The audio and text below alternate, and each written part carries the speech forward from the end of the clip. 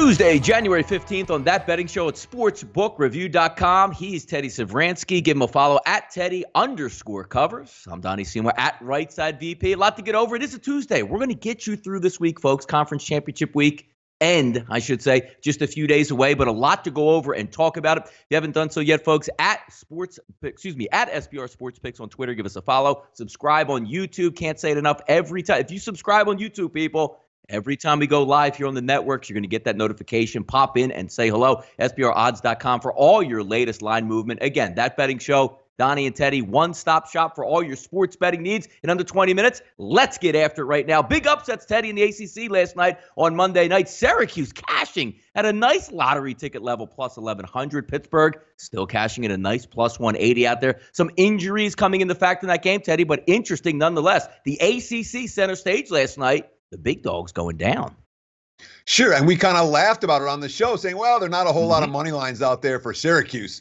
Well, if you found one, you cashed a real nice ticket, 11-1, 12-1 on the Orange last night. Pitt, not nearly as big of a dog at plus 180 on the money line. But the key factor here, Duke, Florida State, in a down-to-the-wire battle on Saturday, both had to play on Monday. Both did not bring their A game. It's not just about how good the teams are, it's about the spots they're in. Both Florida State and Duke last night came out without their best performances, leading to a couple of big dog cashes. You know what's interesting about that game, Teddy, because we're all gamblers, and you like to get breaks to go your way, and we like to think that they do even out. So let's just say you went in this game and said, you know what, I really like Duke in this game. They're going to come out strong. You get some injury information, illness information there on Cam Reddish that was going to sit the game out. And then 5 minutes into the game, another starter goes down, Trey Jones. Zion Williamson was sensational last night at 35 points, but taking two players out of your starting lineup and hoping to come in and cover a massive number in that sometimes doesn't work to your advantage. Talk about that, Teddy. Just the ebbs and flows of sports gambling at that point there. Well, I mean, if you bet on Duke, you're hoping that their entire rotation is ready. Coach K is not a guy that goes deep into his bench. And when Duke is missing starters, they're clearly affected. So then, Cam Reddish has an illness that nobody was talking about. He misses the game. Trey Jones gets hurt 5 minutes in. You got a Duke ticket in your pocket. Guess what?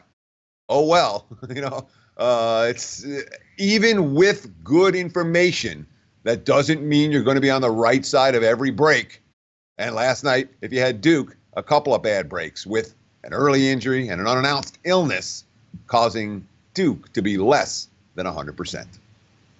NBA action last night. It seems like James Harden gets talked about quite a bit here in our Hot Topic section because he's doing stuff that is absolutely ridiculous. Fresh off a game where they lose to the Orlando Magic, they come back home in that game that they did lose to the Magic, Teddy. 1 for 17 from three-point land. Another ho-hum game for James Harden last night. A 57-point effort from 17 of 33 from the field. Extends his streak to 17 games, Teddy, at 30-plus points. Now, as gamblers, we like to marvel at it just as the fans. But we talk about it time and time again, Teddy. Overextension, crazy uses by James Harden. Will he have anything left down the stretch and that long grind in the playoffs to make a run at a title here? Well, it's a good question because this is not a healthy Rockets team. And the money poured in on the Grizzlies last night after it was announced that Clint Capella was going to be out for the next, 4 to 6 weeks. Yep. That's an impact injury for a team already playing without Chris Paul, their starting point guard, already playing without Eric Gordon, their starting two guard. Capella's their low post defensive stopper. He's the guy they run the pick and rolls with. They don't have a replacement for him on the roster. So right now, it's all James Harden. It's going to work against teams like the Grizzlies. And certainly without Capella on the floor, that impacted Marc Gasol's effectiveness because they didn't know one to match up against. But Harden's got a lot on his shoulders right now, and you have to expect the cumulative effect of that to be problematic for Houston as the season progresses. But I wasn't looking at the Rockets as a serious contender in the West before the Capella injury. I'm not looking at the Rockets as a serious contender in the West after the injury either.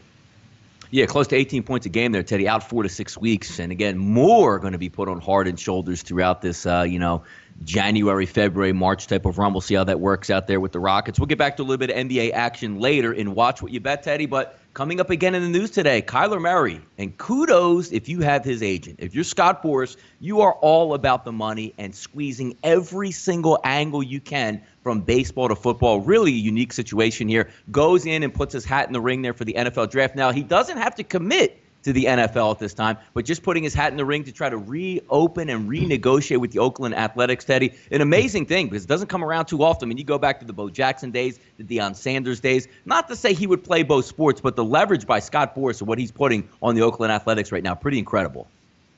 Well, the amazing thing is how idiots like me and you and every talking head on TV seems to know what Kyler Murray's supposed to do. Guess what? Kyler Murray is a man. He's not a boy. He's a man now. He gets to make his own decisions, whether he wants to play baseball or football, whether it's a financial decision or whether it's, I like this sport better, or I think my career here has a longer life than my career there, or my earning potential here is better than whatever Murray wants to do, he's allowed to do, and the rest of us need to shut up and accept it. As for Oakland, well, good luck. The A's have had a pretty good organization. One thinks they're making the moves behind the scenes to try to get Kyler Murray in the fold. Yeah, I wanted to get your opinion on that, Teddy, because if you're looking at it now, let's just say Kyler Murray ends up being a first-round draft pick in the NFL. I mean, they were doing some numbers and studies on ESPN saying, if you're a first-round draft pick in the NFL, especially a quarterback, your average length of career is around 9 years, which means you would get to that second contract and maybe be a starter and make that really big money. Because you talked about it yesterday here on the show, that, look, playing in like Midland, Texas and Odessa, Texas, and maybe not making it to the major leagues in 3 to 4 years might weigh on him there. Whereas if you're a first-round draft pick in the NFL, it's 5-star all the way. In my opinion here, if he gets the okay and he's going to go play and should go to football and says, you know what, we're going to be taking you or somebody's going to take you in the top 10, I think he actually should play football. I know about the longevity in Major League Baseball that you can have, but you strike gold right away with $20 to $25 million guaranteed if you're a top 10 draft pick. I think he should play football. What do you think? Baseball or football in his future? Or what would you advise him to do? Kyler Murray is a man. I'm not going to advise him to do anything. Him. You are advising him, Teddy. Tell him what he's doing. Tell him what he's doing today. This is what I tell him to do, okay? You're going to be rich either way. All right? You're going to be a millionaire, a multimillionaire either way. Do whatever sport you like better. Whatever sport you think can hold your focus for 365 days a year, that's the sport you pick. And that's it. That's the only decision is which one do you like better, which one do you think you'll have the max focus on and not get distracted by. And if that's playing quarterback in the NFL, if that's playing outfield for the Oakland A's, whatever it is, that's his choice. Now, Teddy, we had an over-under that we were looking at, between Bryce Harper and Manny Machado. Will he sign before the Super Bowl since we're gamblers or after the Super Bowl? Yep. I don't think there's a real timetable on when he actually has to make his decision, is there? It's not something that if he's going to get out of the NFL draft to go back, I don't know what it is. I don't know. The answer is I don't know. No, exactly. It's for interesting fodder there because I don't think it's like, hey, well, you have to make your mind up before. Is it like the night before the draft he has to pull out? I mean, it's crazy what this timeline might set up to be with him and Scott Boras. Well, the reading that I did on it made it seem like it was fairly short term, that it's going to be determined one way or another this week. But I'm not sure if I missed something in the reading or not, so don't quote me on that. No, we won't quote you on there. We'll keep it moving here. And look, just as it comes in here, Arctic temperatures coming. I preface it by saying, sometimes this is a lot younger industry than what me and Teddy are. We know the pains of getting up in the morning in our 40s in cold. I don't know if Teddy does anymore being in Las Vegas, but out east, it's not hard. It's hard to move around and just get loose. 5, 6, 7 degree temperatures, maybe lower expected on Sunday in Kansas City. And the reason why we bring this up is because we like to look at line movement and where everything's going. 59.5 offshore, 58.5 offshore, Teddy. All of a sudden turning into 54.5 right now that we're showing at the time of taping here between the Patriots and the Chiefs in the total. Rams Saints staying pretty much current what we had yesterday, -3.5, 57. But those totals are on the move in Kansas City. Do you want those young bones, Teddy, of Patrick Mahomes, or do you want that old creaky body there in that cold weather with Tom Brady? Well, if you're going to make a case for Brady in the cold weather, you can certainly make a case that Tom Brady's been pretty darn good in icy conditions throughout the course of his career. There aren't many quarterbacks in the NFL that have more bad weather experience than Tom Brady, and I would say there probably aren't any quarterbacks in the NFL that have more cold weather experience than Tom Brady does. So if you're making a case for betting against the Patriots, it's not going to be because it's ice cold on the field, at least not for me. That being said, when you're talking about temperatures in the single digits and a total of 57 and a half, you know where the money's going to go. It's going to come on the under. It is a knee-jerk reaction. Bettors who bet enough to move point spreads are certainly going to be influenced by this look-ahead forecast. And you know what it's like out there. Heck, it's in the 40s in Vegas, and I'm freezing, dude. It's in one of these cold, rainy days in Vegas. We don't get a lot of them. I can't handle it. But on the other hand, I'm not Tom Brady either. I'm not convinced the weather is going to be the difference maker. Even though it's going to affect the total for sure, I don't know it's going to determine the winner between the Chiefs and the Patriots. When it comes to Sheldon Rankins, that's an impact injury for New Orleans on the defensive line. I thought this line might go down to 3 yesterday. It's not going down to 3. In fact, I think it's more likely now to go up to 4, even with the Rankins injury. There's a fair bit of groundswell of support for the Saints squad, even though they didn't cover the number in their win over Philly last week. Yeah, it should be an interesting one. I mean, when you look at Sheldon Rankins, if you're looking, the Aaron Donalds, the Fletcher Cox, not quite on that level yet, but what he does for that team, 8.5 sacks to lead the team as defensive tackle and the amount of pressures that he gets in. Because if we've seen anything here from the rebirth of the Rams now with the double-headed monster running game, it should be a lot of fun to watch. But one to keep an eye on here, and as the week goes on, tomorrow we'll start to get into the games individually. But right now, just keeping a check on the line movements out there. The one thing I do want to bring up, Teddy, is when we look at really freezing cold weather like you're going to have in Kansas City, more or less, if it's freezing cold and it's 5 degrees with 20-mile-an-hour winds, it'd be amazing to move the football, kick field goals, or even operate. But we're looking at winds, under 5 miles an hour, barely at all. Do you think that would have more an effect? I know it's going to be cold. It's hard to catch the football. You might lose a fumble or two or not make a catch you should. But with that wind still being low, they should still be able to operate, no? One would think they're supposed to. It's not a situation where the wind's going to be whipping the ball over the field, over the field. That being said, when it's frigid conditions, it's more difficult to throw. It's more difficult to catch. Patriots had a pretty effective run game last week. The Chiefs' run game has been hit or miss since Kareem Hunt was cut, unceremoniously dumped from KC. But all that being said, KC has playmakers that New England doesn't. Well, on the offensive side of the football, and if they can get the ball into their hands, doesn't matter how cold it is. If you have Tyreek Hill in space, the cold isn't going to slow him down. Yep, and one last point on this. It's really cold there, Teddy. You know how you get an advantage with the footballs here? You let a little bit of air out through that nozzle there so you get a better grip. Let's keep a mind on that. Always like to have fun with those conspiracy theories with the Patriots. Let's get to some Watch What You Bet tonight. Got a couple games here on the hardwood there, 2 in college, 1 in the NBA. We'll get it started right away. Top teams collide tonight in the ACC. Virginia and Virginia Tech. Looks like the line's coming out. Currently right now, Virginia minus 8.5. Total of 122.5. So we're looking at 2 really good defensive teams slowing the tempo down is what we're going to anticipate. Money line minus 440 plus 350. This game's going to be on TV tonight on the ACC Network, 8 p.m. from John Paul Jones Arena in Charlottesville. Teddy, Virginia Tech comes in. Not a lot of road games so far. 0-2 against the spread, while Virginia Sporting is 6-2 home. ATS here with victories averaging 29 points, but there are a lot of lower-level teams that you do beat into that. Taking a look at this game, Teddy, ACC battle. Is Virginia Tech going to be ready for that pack line defense coming at them tonight? Well, certainly when you look at the early betting action, the markets seem to think that Virginia Tech is going to be ready.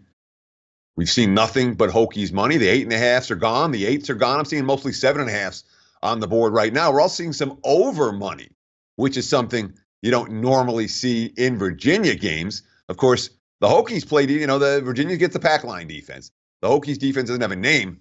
It's been very effective all season long, although they haven't played their best on the highway. But it's a Virginia team. They're like the gift that keeps on giving. They're not sexy. They have the single slowest pace of any team in college basketball, number 353 out of 353 teams in Ken Pomeroy's adjusted tempo rankings, that's possessions per game adjusted via schedule.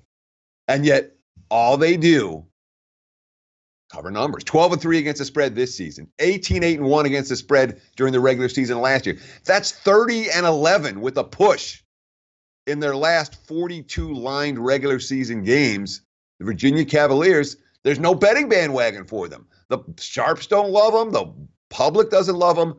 All they do is cash tickets, and lo and behold, we're seeing Hokies money again today. No surprise, Virginia's not a sexy team. All they are is a huge moneymaker for anyone that backs them on a game-in, game-out basis. Absolutely. 9 o'clock tonight on ESPN. Another tilt there in the ACC. Notre Dame going to head down Tobacco Road to play UNC after an embarrassing loss to Louisville. I saw the quotes out there from Roy Williams saying, back in the day, I'd run these kids so much on Sunday just to see how many kids I can get to throw up. But times change a little bit, but we're still a little harder on them. Looking for a bounce-back effort tonight versus Notre Dame.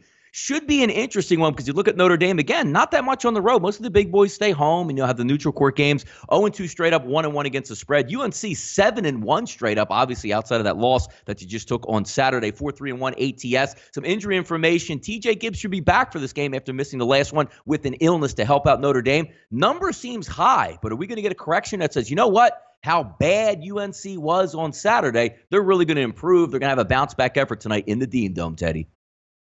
Certainly the markets expect that. And it's an Irish team that has no betting bandwagon this year. They've been money losers.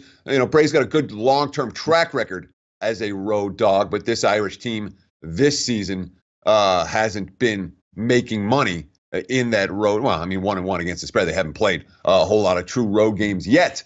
But it's a North Carolina team that, has done pretty well against the Irish. They've won 5 straight against Notre Dame, 3-2 against the spread. One of the non-covers was by like a half point in a game that they won pretty comfortably. That came back that since the Irish, at one point in 2015 and 2016, Notre Dame had won 3 straight against North Carolina. Well, that was then. This is now 5 straight wins for the Tar Heels. And North Carolina's been a pretty good point spread team this year, where Notre Dame, not so much. The Irish have only been +7 or higher once all season. They were +11, lost by 15 at Virginia Tech.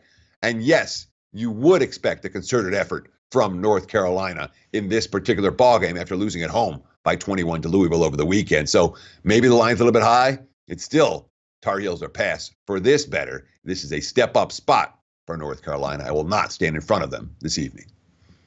To the hardcore Teddy controversy in the offseason, Jimmy Butler wrangling his teammates, wrangling Coach Tibbs. Well, turns out Coach Tibbs isn't around anymore, and neither is Jimmy Butler for Minnesota. Heading into Philadelphia, the city of brotherly love, reunited, Teddy, and it feels so good, or does it tonight? Jimmy Butler and the Sixers taking on the Minnesota Timberwolves. Sixers a favorite of -6.5, total of 231.5. If we take a look at the T-Wolves, just straight up on the road, not that good, Teddy, 6-15. Sixers playing good ball at the Wells Fargo, 18-4, but we're gamblers here. There's a lot of emotion in this game. Jimmy Butler wants to show up his teammates. Maybe his old teammates want to show him up in his own building. A lot to look forward to here, Teddy, between the T-Wolves and the Sixers tonight.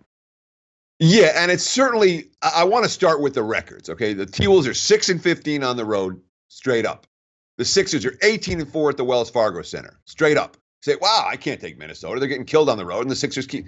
No. It's not straight up. It's ATS. T-Wolves, They're not great, but they're 9-12 against the number on the road, and the Sixers 12-10 against the number at home. 2 teams that are pretty close to 50-50 from a point spread standpoint in this particular role. So the straight up records say, oh my God, Minnesota doesn't win any road games. They will. It says Philly doesn't lose any road games or any home games.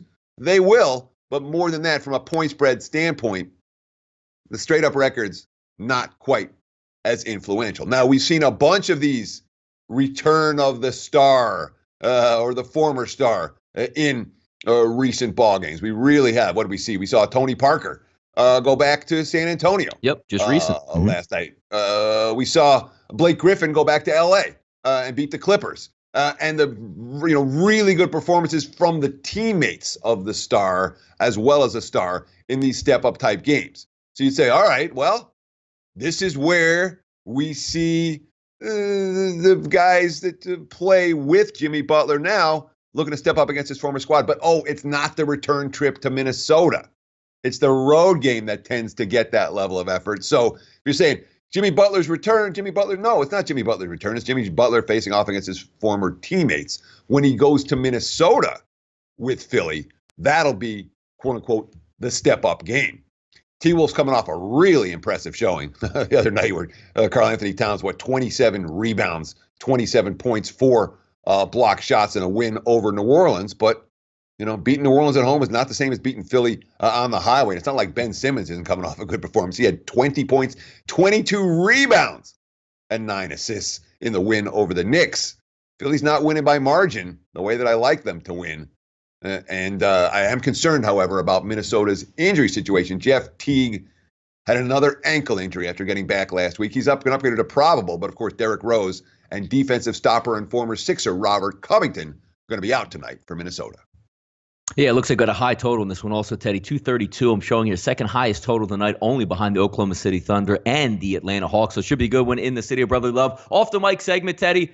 Always controversy here, it seems like. The burgeoning industry of legalized gambling climbing across the nation centers its ugly head in New Jersey and Jersey City. $2.5 million betting contest ends in and why would it not end in controversy? This wasn't a little free roll, something where you just get the boys together and say, hey, why doesn't everybody join this? We'll see what happens. You have to pony up $10,000 to get in this tournament. And of course, it comes down to the last game of the weekend, which was the New Orleans Saints and the Philadelphia Eagles. Some players' bets graded, Teddy. Some players not graded. A lot of money, though, left on the table. Talk about what's going on in the industry with DraftKings and this tournament. All right. How do I say this? DraftKings screwed up pretty bad, and they haven't fixed it. And I don't know.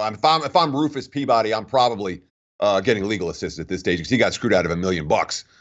This is what went down. All right. Here's a contest where you're going to bet the games over the weekend. And once kickoff starts of the final game, no more live betting, no more anything. Your bets have to be in. So you have the Patriots-Charger game finish about 5 minutes before kickoff of the next game. Some people got graded and were able to place their wagers in the final game with the winnings that they had from the previous game. Other people, namely the contest leader, Rufus Peabody, did not have the plays graded in time. It's a black eye. It's a black eye for the industry. It's a black eye for DraftKings. This isn't the first time we've seen DraftKings screw up. And I know it's easy here in Vegas because we've already been through all the growing pains of the contest, and we know how to run contests now. But frankly, it's inexcusable. Somebody needs to be fired. Yeah, no, it's really interesting when it boils down to, you would have figured, Teddy, with that much money on the line, like you would have, individual IT guys or representatives on site there that's saying, hey, look, there's 5 minutes to go. Let's make sure these guys get graded and in. They left it up to just being, I believe it was just the computer saying, let's sift through 30,000 wagers and try to knock them all out in 5 minutes. Yeah, not everybody was at the at the DraftKings book. You were allowed to do it anywhere from within the state. Gotcha. So the issue was the guys that were at the book ran up to the counter and were able to get their bets graded that way. The guys that weren't in the book weren't able to get their bets graded in the same time frame and got basically screwed. And when you get screwed out of $1 million, you're kind of pissed. Yep, Teddy, I've never been screwed out of $1 million, but I imagine if I did, I would be upset. Always controversy in the betting industry, but never between me and Teddy here, folks. Another episode of That Betting Show right down the tubes. We hope you enjoyed it there. Tomorrow, we'll really dip our fingers in the water, in the cold Kansas City water as we get ready for championship weekend. That Betting Show, he's Teddy, I'm Donnie. Hope you enjoyed it for today. Join us tomorrow here at sportsbookreview.com.